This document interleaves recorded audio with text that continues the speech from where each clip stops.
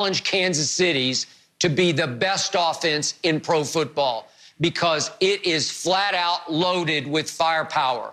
Tom Brady is going to have, I'm going to say, 6 weapons that he did not have a year ago in New England when they were dead last in the NFL in what Pro Football Focus calls separation, receiver separation.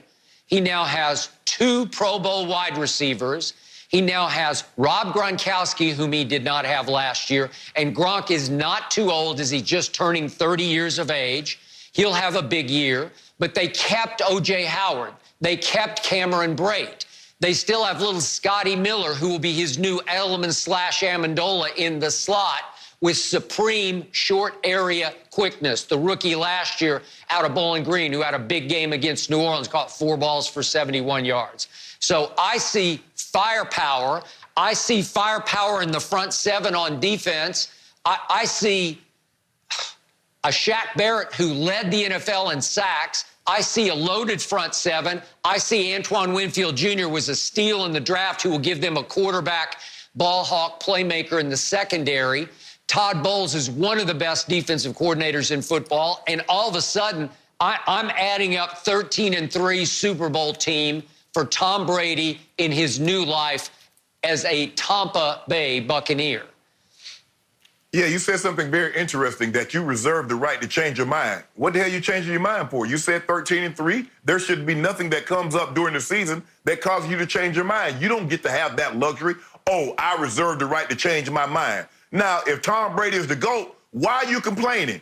Oh, he got to start the season on the road in Tampa Bay. And guess what, Skip Bayless? There are 16 other teams that got to start their season on the road. Tom Brady is not unique. This is not something unique to Tom Brady starting a season on the road.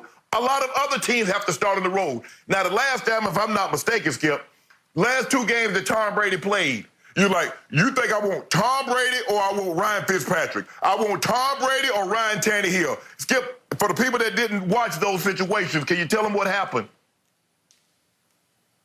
Well, you tell them.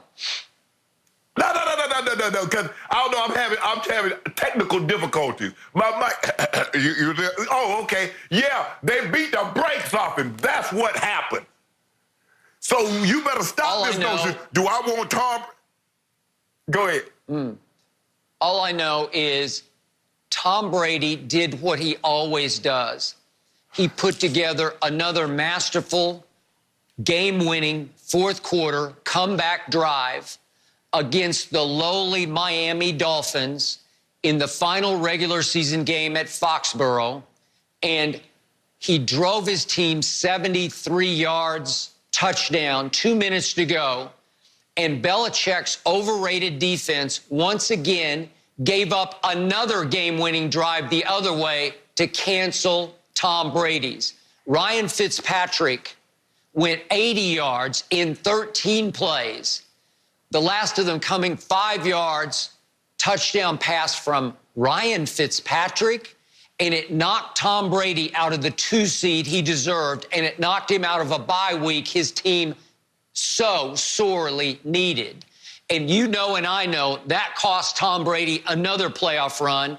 They got stuck playing the hottest team at that point in the playoffs. The Titans had come of age, had found themselves right on schedule. The same Titans who knocked the Ravens, the best team in the NFL last year, out of the playoffs.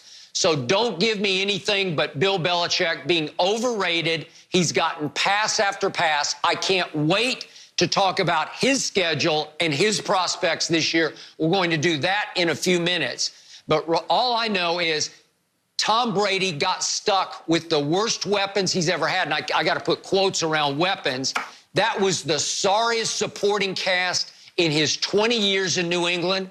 I'm still convinced that Bill Belichick was sabotaging Tom Brady, because how can you pull off a Mohamed Sanu trade? Even Shannon Sharp said, you gave a 2 for Mohamed Sanu.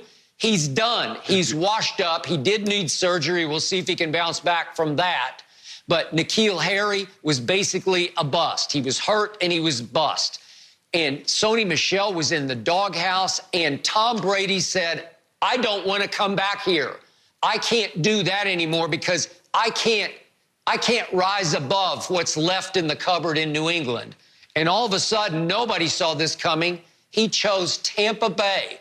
He chose the most woeful franchise in all of sports, a team that did go 7-9 last year, but obviously, Jameis led the league in passing yards. Only 5,000-yard passer in the league last year, Jameis Winston, except he turned it over 35 times.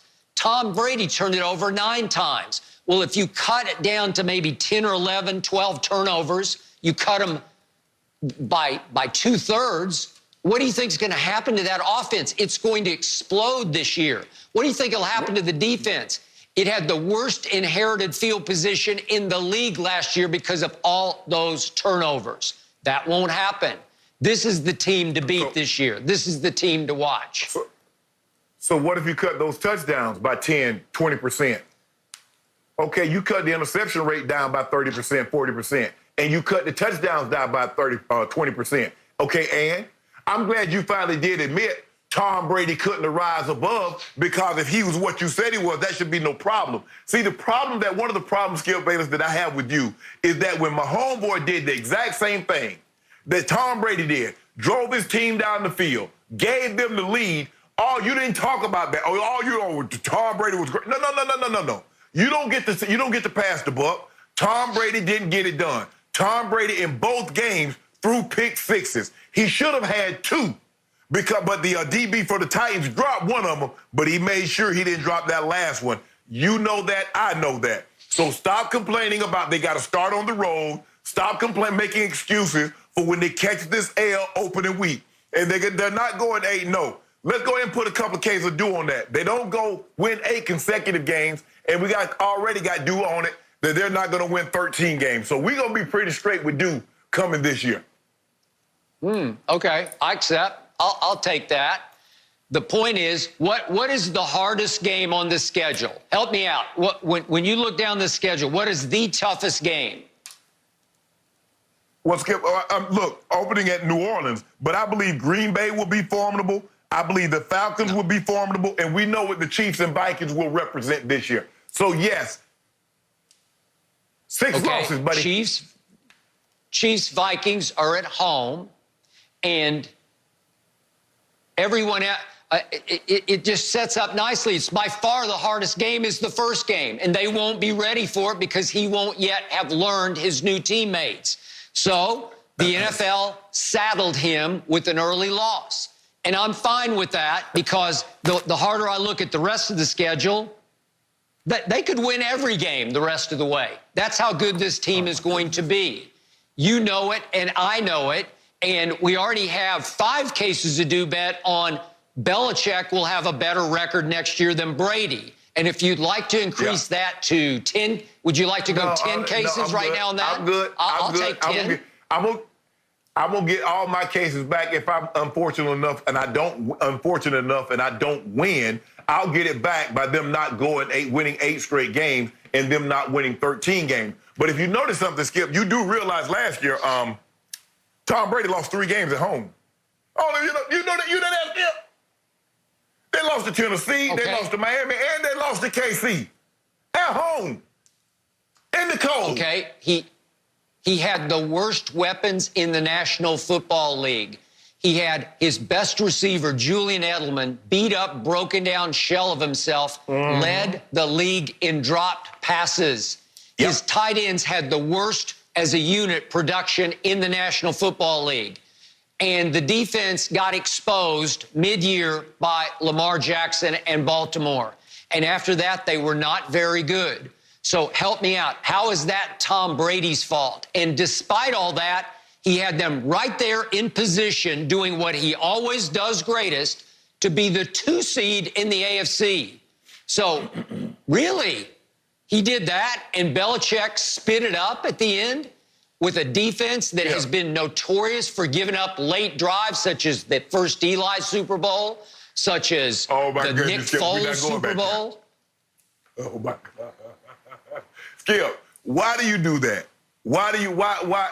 And so Coach Belichick said, yeah, I had the #1 statistically ranked defense as far as points, and I had the 27th quarterback as far as completion percentage, the 19th best quarterback as far as QBR, and I was, he was